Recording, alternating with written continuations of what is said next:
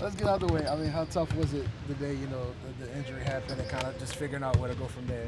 Very tough. I mean, obviously, not starting the season again hurts me a lot.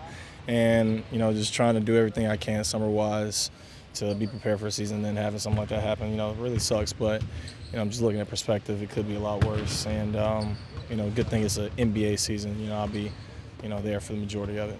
So how much are they allowing you to do right now in the recovery process? I'm able to catch and shoot. I'm lifting right now, but that's like the main things I'm doing. Nothing else really too much. Could you tell right away? Like, did you feel a twinge or anything like that? Yeah, definitely.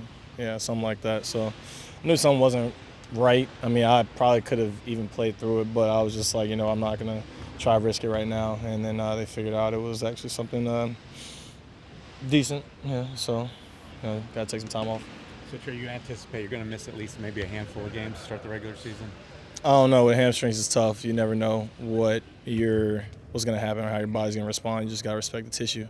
And whatever, my body tells me, I'll be able to relay that back to the rest of the team. The few practices you were able to get in and now just kind of watching as other guys go through the progressions, what have you noticed differently about the offensive set? Zion said the other day that there's more options available now this year. Just what can you say about that?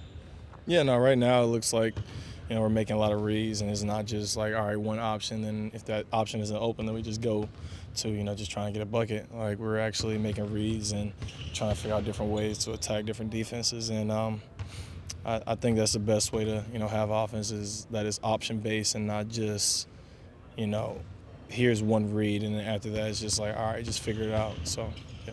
I know we're only a week and a half into this, but what's your perspective on how DeJounte just makes us a different team? It just definitely adds a different aspect of, him playing on-ball defense, especially the point guard position, and then also just facilitating as well. And that's something that we, kind of missed a little bit, and he's filling that void in.